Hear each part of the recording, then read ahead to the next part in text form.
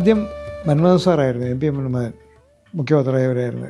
Manmadhan sir ഒരു വർഷം ഒറ്റ കഴിഞ്ഞപ്പോൾ അദ്ദേഹത്തിന് ഒരു അസുഖം വന്നു, ഈ പ്രോസ്റ്റേറ്റിൻ്റെ എന്തോ പ്രശ്നമുണ്ട്. അപ്പോൾ പറഞ്ഞു ഇനി എനിക്ക് എറണാകുളത്ത് വരാൻ പറ്റില്ല, വീട്ടിൽ തന്നെ നിൽക്കുകയാണ് എന്ന് പറഞ്ഞ് അദ്ദേഹം മുഖ്യമന്ത്രിസ്ഥാനം ഒഴിഞ്ഞു. അപ്പോൾ പിന്നെയും കുറച്ചു കാലം നെടുങ്ങാടി മുഖ്യമന്ത്രിയായവരാണെന്നും പറഞ്ഞ് അടിച്ചു. അത് കഴിഞ്ഞപ്പോൾ പിന്നെ വി എം കൊറാത്തിനെ വെച്ചു. പരമേശ്വർജിയൊക്കെ അദ്ദേഹമായിട്ട് സംസാരിച്ച് അദ്ദേഹം എറണാകുളത്ത് വരാൻ തയ്യാറാണ്, മാതൃഭൂമിയിൽ നിന്ന് പിരിഞ്ഞു, എറണാകുളത്ത് വരാൻ തയ്യാറാണ്, നമുക്ക് ഇവിടെ തുടങ്ങാം എന്ന് പറഞ്ഞ് എറണാകുളത്ത് വന്ന് അദ്ദേഹം മുഖ്യമന്ത്രിയായവരായി. അങ്ങനെ കുറേ കാലം പോയി. കൊറ സാറിനും കുറേ കഴിഞ്ഞപ്പം നാട്ടിൽ പോയാൽ കൊള്ളാം എന്നുള്ള ആഗ്രഹം വന്നു. വീടവിടെ വെറുതെ എടുക്കുകയാണ് ഫറോക്കിൽ. ഫറോക്ക് കോളേജിൻ്റെ അടുത്താണല്ലോ അന്നത്തെ വീട്. ഇനി പോവുകയാണ് മതി എന്നുള്ള മട്ട് വന്നു. അങ്ങനെ വന്ന സമയത്ത് പിന്നെ മുഖ്യപത്രാധിപരാകാനായിട്ട് ആരാണ് എന്നിങ്ങനെ ആലോചിച്ച സമയത്ത് അന്ന് നമ്മൾ ഇദ്ദേഹത്തെ എടുത്തു, നമ്മുടെ വിശ്വംഭര മാഷ് മുഖ്യപത്രാധിപരായി. വിശ്വംഭര മാഷ് അന്ന് തന്നെ പറഞ്ഞു ഒരു കൊല്ലത്തേക്ക് ഞാനുണ്ടാവുള്ളൂ, അത് കഴിഞ്ഞാൽ മാറണം എന്ന് പറഞ്ഞു. അങ്ങനെ വിശ്വംഭര മാഷ് ഒരു കൊല്ലം മുഖ്യപത്രാധിപരായിരുന്നു. പിന്നെയാണ് എന്നെ നിശ്ചയിച്ചത്. അത് കഴിഞ്ഞ് ഈ ഏജ് ബാർ വന്നു. അതനുസരിച്ച് 60 വയസ്സ് കഴിഞ്ഞാൽ പിന്നെ നമുക്ക് ഈ ഇത് പ്രകാരം വേജ് ബോർഡിൻ്റെ ഇത് പ്രകാരം ഔദ്യോഗിക ചുമതല വഹിക്കാൻ പറ്റില്ല. അപ്പോൾ ജന്മഭൂമിയിൽ ചേർന്ന് 10ാം ക്ലാസ് എന്നുള്ള നിലയിൽ ആ വേജ് ബോർഡിൻ്റെ നിയമത്തിന് കീഴിൽ വന്ന സമയത്ത് നമ്മൾ സാലറി സ്വീകരിക്കണം, അത് എഴുതി ഒപ്പിട്ട് കൊടുക്കണം. പിന്നെ പ്രചാരക്കാരനിപ്പോൾ അതൊന്നും ആവശ്യമില്ലല്ലോ. അപ്പോൾ അങ്ങനെ ഒരു സാലറി ഒപ്പിട്ട് കൊടുക്കുന്ന ഒരു ആൾ പ്രചാരകമായിട്ട് തുടരാൻ പാടില്ല എന്നിങ്ങനെ മനസ്സിൽ തോന്നി, അത്രയേ ഉള്ളൂ. അങ്ങനെ ഭാസ്കരനെ അറിയിച്ചു. അങ്ങനെ പ്രചാരക സ്ഥാനം തുടരണമെന്നില്ല, ഏതായാലും സംഘവർക്കല്ല ചെയ്യുന്നത് ഈ പണിയാണ്, അതിന് ശമ്പളം പറ്റുന്നുണ്ട്. അതുകൊണ്ട് അങ്ങനെയാണ് അത് പ്രചാരകനല്ലാതായി കുറേ നാൾ കഴിഞ്ഞു.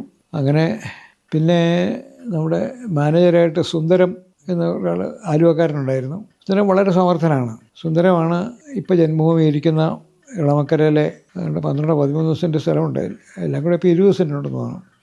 അത് വാങ്ങിയത്. അത് വാങ്ങുന്ന സമയത്ത് അതിന് വളരെ കുറച്ചേ ഉണ്ടായിരുന്നു. അവിടെ തറവില വളരെ കുറവായിരുന്നു ആ സമയത്ത്. കാരണം അത് അന്ന് കോർപ്പറേഷൻ ആയിട്ടില്ല. അത് അന്ന് എറണാകുളത്തിൻ്റെ ഭാഗം പോലും ആയിരുന്നില്ല. അത് പറവൂർ താലൂക്കിൽപ്പെട്ട സ്ഥലമായിരുന്നു.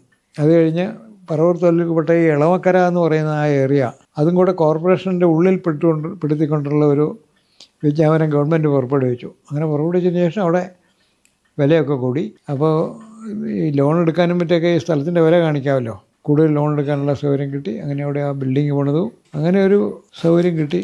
അപ്പോൾ ഇളമക്കര ഇങ്ങോട്ട് മാറ്റി. അവിടെ ഒരു പ്രത്യേകത ഉള്ളത്, ഈ ജന്മഭൂമിയുടെ ബിൽഡിങ്ങിൻ്റെ ശിലാസ്ഥാപനവും അതിൻ്റെ ഉദ്ഘാടനവും, ഈ 2 ഈ സ്ലാബുകൾ വെച്ചിട്ടുണ്ട്. ആ സ്ലാബുകളിൽ ഇംഗ്ലീഷ് വേണ്ടെന്ന് തീരുമാനിച്ചു ആദ്യം തന്നെ.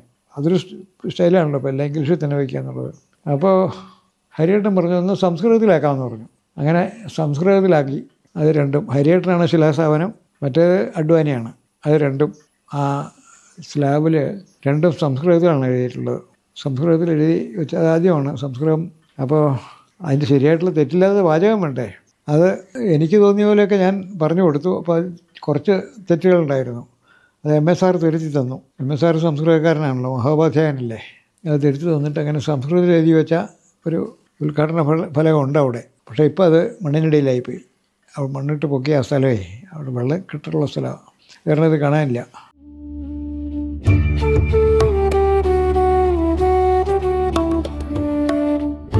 വിവർത്തനം തുടങ്ങിയത് ഈ നമ്മുടെ ഈ അടിയന്തരാവസ്ഥ കഴിഞ്ഞിട്ടുള്ള സംഘത്തിൻ്റെ വീണ്ടും പ്രവർത്തനം ആരംഭിക്കുമ്പോൾ ഈ സംഘത്തിൻ്റെ സാഹിത്യം എങ്ങനെ വേണം, പുതുതായിട്ട് ആ രംഗത്ത് എന്ത് ചെയ്യണം എന്നുള്ളതിനെക്കുറിച്ച് ആലോചിക്കാനായിട്ട് ഒരു ബൈഠക്ക് എറണാകുളത്ത് സൗത്തിലുള്ള ഒരു ആ അടിയന്തരാവസ്ഥ കാലത്ത് കാര്യാലയം പോലെ ഉപയോഗിച്ചിരുന്ന സ്ഥലത്ത് കൂടി.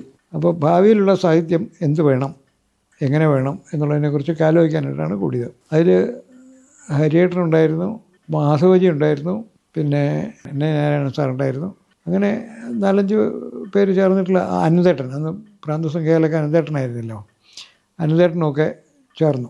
അപ്പോൾ സംഘസാഹിത്യം എന്നുള്ള ഒരു കൺസെപ്റ്റ് കുറച്ചുകൂടെ വിപുലപ്പെടുത്തണം, നമുക്ക് ആവശ്യമായിട്ടുള്ള പുസ്തകം വേണം. ഇപ്പോൾ ബാക്കിയുള്ള സ്ഥലങ്ങളിൽ സാഹിത്യമൊന്നും ആവശ്യമില്ലെങ്കിലും കേരളത്തിലെ അന്തരീക്ഷത്തിൽ സംഘസാഹിത്യം എന്നൊരു സാഹിത്യം ആവശ്യമാണ് എന്നുള്ള ഇതാണ് അനന്തേട്ടൻ പറഞ്ഞത്. ഭാസ്കരവായിലുണ്ടായിരുന്നതെന്ന് എനിക്ക് സംശയമുണ്ട്. പിന്നെ സനൽകുമാർ അന്ന് അവിടെ പ്രചാരക്കായിരുന്നു. ഈ കുരുക്ഷേത്രയുടെ ചുമതല സനൽകുമാറിനായിരുന്നു. സനൽകുമാറും ഉണ്ടായിരുന്നു അതിനകത്ത്.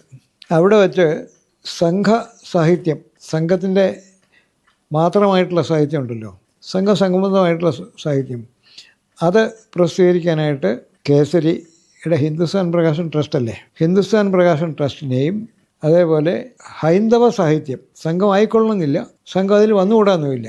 ഉദാഹരണത്തിന് സവർക്കറുടെ പുസ്തകങ്ങൾ 1857 അതേപോലെയുള്ള പുസ്തകങ്ങൾ, അങ്ങനെയുള്ള പുസ്തകങ്ങൾ പ്രസിദ്ധീകരിക്കാനായിട്ട് മറ്റൊരു പ്രസിദ്ധീകരണവും വേണം. അതിൽ ആ മറ്റൊരു പ്രസിദ്ധീകരണത്തിൻ്റെ പേര് കുരുക്ഷേത്ര എന്ന് തന്നെ ആയിക്കോട്ടെ എന്ന് അവിടെ തീരുമാനിച്ചു. കാരണം കുരുക്ഷേത്ര മാസിക ഉണ്ടായിരുന്നു, നമ്മൾ സാഹിത്യം ഉണ്ടായിരുന്നില്ല, അങ്ങനെ തീരുമാനിച്ചു. അപ്പോൾ സംഘവുമായിട്ട് ബന്ധപ്പെട്ട നേരിട്ടുള്ള സംഘ സാഹിത്യം എന്ന് പറയേണ്ട കാര്യങ്ങൾ പ്രസിദ്ധീകരിക്കാനായിട്ട് ഹിന്ദുസ്ഥാൻ പ്രകാശൻ ട്രസ്റ്റ്. അപ്പോൾ അന്ന് അങ്ങനെ പ്രസിദ്ധീകരിക്കേണ്ട പുസ്തകങ്ങൾ എന്തൊക്കെയാണ് എന്നുള്ളതിനെക്കുറിച്ച് ആലോചിച്ചു.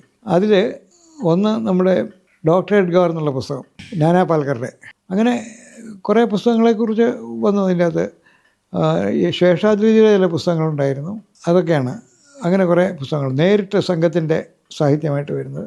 മറ്റേതിൽ ഇപ്പോൾ സാവർക്കറുടെ ഇതില്ലേ സുവർണകഥ, പിന്നെ ജയിൽ ജീവിതം, ഇങ്ങനെയുള്ള പുസ്തകങ്ങൾ, പിന്നെ 6 സുവർണഘട്ടങ്ങൾ, 1957, ഇങ്ങനെയുള്ള സാവർക്കറുടെ പുസ്തകങ്ങൾ, അതേപോലെയുള്ള ഹിന്ദുത്വം പ്രതിപാദിക്കുന്ന സാഹിത്യ ഗ്രന്ഥങ്ങൾ, ഇതെല്ലാം അങ്ങനെ വേണം എന്ന് നിശ്ചയിച്ചു. അത് കുരുക്ഷേത്ര പ്രസിദ്ധീകരിക്കണം എന്നാണ് അന്ന് എടുത്ത തീരുമാനം. ഒന്നും രേഖപ്പെടുത്തി വെച്ചിട്ടുണ്ടോയെന്ന് എനിക്കറിയില്ല. അപ്പോൾ അതനുസരിച്ച് ഓരോന്നും ഓരോരുത്തരെ ഏൽപ്പിച്ചു. ആ സമയത്ത് ഈ ഡോക്ടർജിയുടെ ജീവചരിത്രം, അതായത് നാനാ പാൽക്കറുടെ ജീവചരിത്രം നേരത്തെ തന്നെ ഞാൻ ട്രാൻസ്ലേറ്റ് ചെയ്യാൻ തുടങ്ങിയിരുന്നു. അതുകൊണ്ട് പകുതിയിലധികം തീർന്നിരുന്നു അത്. പിന്നെ അത് പ്രസിദ്ധീകരിക്കാനായിട്ട് നോക്കുമ്പോൾ കുരുക്ഷേത്രം പറഞ്ഞു ഇത്രയും വലിയ പുസ്തകമൊക്കെ ഇപ്പോൾ പ്രസിദ്ധീകരിക്കാനാവില്ല എന്ന് പറഞ്ഞുകൊണ്ട് അങ്ങനെ താളത്ത് കിടക്കുകയായിരുന്നു. പക്ഷേ ഞാനത് എഴുതി തീർന്നിരുന്നു. ആ പുസ്തകം ഡോക്ടർജിയുടെ സ്മൃതി മന്ദിര ഉദ്ഘാടനത്തിന് പോയ സമയത്ത് അവിടെയാണ് അത് റിലീസ് ചെയ്തത്. അവിടെ വെച്ച് തന്നെ ഞാനത് വാങ്ങി, അന്ന് തന്നെ വാങ്ങിയിട്ട് കൊണ്ടുവന്നു. ഞാൻ ഏതാണ്ട് ആ കാലത്ത് തന്നെ അതിൻ്റെ ട്രാൻസ്ലേഷനും തുടങ്ങിയായിരുന്നു. അത് കുറേ ഒരു 10-400 പേജോളം തീർന്നതാണ്. അപ്പോൾ അത് ഹിന്ദുസ്ഥാൻ പ്രകാശൻ ട്രസ്റ്റ് പ്രസിദ്ധീകരിക്കണം, അതുപോലെ സവർക്കറുടെ മറ്റ് പുസ്തകങ്ങൾ കുരുക്ഷേത്ര പ്രസിദ്ധീകരിക്കണം, ഇങ്ങനെ അതിനൊരു തരംതിരിവ് വെച്ചു. ഇപ്പോൾ ഡോക്ടർജിയുടെ വേറൊരു ഇതുണ്ടല്ലോ, ഗുരുജിയുടെ ജീവചരിത്രം, ഗുരുജിയുടെ പുസ്തകങ്ങൾ, ശേഷാദ്രിയിലുള്ള വിഭജനത്തിൻ്റെ ദുഃഖകഥ, സങ്കല്പം കർമ്മപഥത്തിൽ, അതേപോലെയുള്ള പുസ്തകങ്ങൾ, ഇതെല്ലാം ഹിന്ദുസ്ഥാൻ പ്രകാശൻ ട്രസ്റ്റ് വേണം എന്നൊക്കെ ആണ് അന്ന് നിശ്ചയിച്ചത്. അങ്ങനെ ആ സമയത്ത് സനൽ അതിൻ്റെ ചുമതല ഉണ്ടായിരുന്ന കാലത്ത് 2-3 പുസ്തകങ്ങൾ ഇറക്കുകയൊക്കെ ചെയ്തു. ഗുരുജിയെക്കുറിച്ചും ഡോക്ടർജിയെക്കുറിച്ചും ഓരോ ചെറിയ പുസ്തകങ്ങൾ ഇറക്കിയിരുന്നു. അതൊക്കെ അന്ന് അങ്ങനെയാണ് ട്രാൻസ്ലേഷൻ തുടങ്ങിയത്. പിന്നെ ഈ ഡോക്ടർജിയുടെ പുസ്തകമാണ് ശരിക്കും ആദ്യം എഴുതി തീർത്തത്. ആദ്യം എഴുതി തീർത്തിട്ട് അത് ഹരിയേട്ടനെ ഏൽപ്പിച്ചു. കേസരിയിൽ കൊണ്ട് കൊടുക്കണമല്ലോ, അത് ഹരിയേട്ടനെ ഏൽപ്പിച്ച് അത് ഹരിയേട്ടൻ കൊണ്ട് കൊടുക്കുന്നതിനിടയിൽ ഹരിയേട്ടനെ ദേശീയ അഖിലേന്ത്യാ ചുമതലയായിട്ട് സ്ഥലം വിട്ടു. ആ പുസ്തകം എവിടെ പോയെന്ന് അറിയില്ലായിരുന്നു. അപ്പോൾ ഹരിയേട്ടനെ ഏൽപ്പിച്ചു, അത് കൊണ്ടുപോകുകയാണ് എന്നൊക്കെ പറഞ്ഞിരുന്നു എന്നോട്. അങ്ങനെ കുറേ കാലം കഴിഞ്ഞ് ഏതാണ്ട് ഒരു 2000 അപ്പോഴത്തേക്കും അതിൻ്റെ പുസ്തകത്തിനെക്കുറിച്ച് ഞാൻ കാര്യാലയം മുഴുവൻ, എറണാകുളം കാര്യാലയം മുഴുവൻ തപ്പി നോക്കി. ഒരിടത്തും അത് കിട്ടുന്നില്ല, ആർക്കും അറിയില്ല അതെവിടെയാണെന്നുള്ളത്. അവിടുത്തെ പഴയ കടലാസുകളെല്ലാം നോക്കി. അങ്ങനെ ഇരിക്കുമ്പോൾ പേരാമംഗലത്ത് OTC ഉണ്ടായിരുന്നു. ആ പേരാമംഗലം OTCയിൽ ഞാനായിരുന്നു സർവാധികാരി. ആ സർവാധികാരിയായിട്ട് അവിടെ ചെന്ന സമയത്ത് അവിടുത്തെ OTCയുടെ കാര്യവാഹമാണോ സഹകാര്യവാഹമാണോ എന്നറിയില്ല, ഇവിടെ ഗോപാലൻകുട്ടി മാഷായിരുന്നു. അപ്പോൾ ഗോപാലൻകുട്ടി മാഷ ഇടയ്ക്ക് കുറച്ച് കാലം കേസരിയുടെ എഡിറ്ററായിരുന്നു, കുറച്ച് കാലം, എത്ര കാലം എന്ന് എനിക്കറിയില്ല. അന്ന് അദ്ദേഹം പ്രചാരകമായിട്ടില്ല ആ സമയത്ത്. അപ്പോൾ ഇങ്ങനെ സംസാരിക്കാൻ ഞാൻ ചോദിച്ചു, എങ്ങനെ ഉണ്ടായിരുന്നു കേസരിയിൽ പോയിട്ട് എഡിറ്റോറിയൽ സെക്ഷനൊക്കെ എന്ന് ചോദിച്ചു. അപ്പോൾ പറഞ്ഞു ഒക്കെ പഠിച്ചു വരുന്നേ ഉള്ളൂ എന്ന് പറഞ്ഞു. അപ്പോൾ ഞാൻ പറഞ്ഞു കേസരിയിൽ ഇങ്ങനെ ഒരു ഡോക്ടർജിയുടെ ജീവചരിത്രം ഞാൻ ട്രാൻസ്ലേറ്റ് ചെയ്തത് കേസരിയിൽ ഏൽപ്പിക്കാനായിട്ട് ഹരിയേട്ടൻ്റെ കൈ കൊടുത്തിട്ടുണ്ടായിരുന്നു, അത് അവിടെ ഉണ്ടോയെന്നൊന്ന് അന്വേഷിക്കാമോ എന്ന് ചോദിച്ചു. അപ്പോൾ ഗോപാലൻകുട്ടി മാഷ് പറഞ്ഞു അവിടുത്തെ പഴയ കടലാസുകൾ നോക്കുന്ന സമയത്ത് ഇങ്ങനെ ഒരു പുസ്തകം കണ്ടു, അത് വായിച്ച് നോക്കിയപ്പോൾ അത് ഡോക്ടർജിയുടെ ജീവചരിത്രമാണെന്ന് മനസ്സിലായി, അതവിടെ ഉണ്ടെന്ന് പറഞ്ഞു. അപ്പോൾ നഷ്ടപ്പെട്ടില്ല എന്ന് ഉറപ്പായി. പിന്നെ നമ്മളെ ഗോപാലമല്ലറയോട് പറഞ്ഞ് നിർബന്ധിച്ച് അത് കേസരിയിൽ പ്രസിദ്ധീകരണം തുടങ്ങി. കേസരി പക്ഷേ അത് മുഴുമിച്ചില്ല. അതിൻ്റെ അവസാനത്തെ അധ്യായം ആയപ്പോഴത്തേക്കും അതൊരു 2 കൊല്ലത്തിലധികം പോയി അതിൻ്റെ പ്രസിദ്ധീകരണം കേസരിയിലേ. അത് കഴിയുമ്പോഴത്തേക്കും വായിക്കുന്നവരും മടുത്തു തുടങ്ങിയെന്ന് എനിക്ക് തോന്നുന്നത്. കേസരിയുടെ 50ാം ജന്മദിനത്തിൻ്റെ സമയത്ത് മറ്റാണെന്ന് തോന്നുന്നു. കോഴിക്കോട് നടന്ന ഒരു പരിപാടിയിൽ വെച്ച് കേസരിയെക്കുറിച്ചുള്ള അഭിപ്രായങ്ങൾ പറയാനായിട്ട് ഇങ്ങനെ പല ആൾക്കാരും വന്നു. അതിൽ സംഘവും ഡോക്ടർജിയുമായിട്ട് വലിയ അടുപ്പം ബന്ധമൊന്നുമില്ലാത്ത ചില എഴുത്തുകാരുണ്ട് കേസരിയിൽ. അങ്ങനെയുള്ളവർ 2-3 പേര് അത് പറഞ്ഞു, എന്തിനാ ഇങ്ങനെ കളമൂത്രം പോലെ ഒരു ഇത് ആര് വായിക്കാനാണ്, എന്താണ് അതിൻ്റെ താല്പര്യം എന്നൊക്കെ ഇങ്ങനെ ചോദിച്ചു. ഏതായാലും അതോടുകൂടി അത് നിർത്തി കേസരി. അതിൻ്റെ അവസാനത്തെ അധ്യായം പ്രസിദ്ധീകരിച്ചില്ല. ഗോപാലവല്ലർ എന്നോട് പറഞ്ഞു ഇങ്ങനെ ഇത് പ്രസിദ്ധീകരിച്ചിട്ടില്ല, ഇങ്ങനെ ഇത് നിർത്താൻ തീരുമാനിച്ചു. അതുകൊണ്ടത് അതിനൊരു ഞാൻ പറഞ്ഞു അവസാനത്തെ അധ്യായം ഉണ്ടല്ലോ അത് നമുക്ക് പുസ്തകമാക്കുമ്പം അതിനകത്ത് കൊടുക്കാമല്ലോ എന്ന് പറഞ്ഞു. എന്നിട്ട് എന്നെക്കൊണ്ട് തന്നെ അത് അവസാനിക്കുകയാണെന്ന് പറഞ്ഞിട്ടുള്ള ഒരു കുറിപ്പും കൂടെ എഴുതിച്ച് അതും പ്രസിദ്ധീകരിച്ചു അതിൻ്റെ അകത്ത്. അങ്ങനെ അത് അവിടെ കിടക്കുന്നുണ്ട്. 113 ലക്കങ്ങളായിട്ടാണ് അത് പ്രസിദ്ധീകരിച്ചിട്ടുള്ളത്. അപ്പോൾ അതാണ് അത് ഹിന്ദിയിൽ നിന്നാണ് തർജ്ജമ ചെയ്തിട്ടുള്ളത്. ശേഷാദ്വൈത പുസ്തകങ്ങൾ ഇംഗ്ലീഷിൽ നിന്നാണ് തർജ്ജമ ചെയ്തിട്ടുള്ളത്. ആ വ്യത്യാസമുണ്ട്. ഹിന്ദി എന്നുള്ള വിവർത്തനവും ഇംഗ്ലീഷ് ഹിന്ദിയിൽ നിന്ന് വേറെയും ചെയ്തിട്ടുണ്ട്. ഇപ്പോൾ ഏകാത്മമാനവവാദം എന്നുള്ള പുസ്തകം ഹിന്ദിയിൽ നിന്നാണ് തർജ്ജമ ചെയ്തത്. അങ്ങനെ ഇവിടെ നല്ല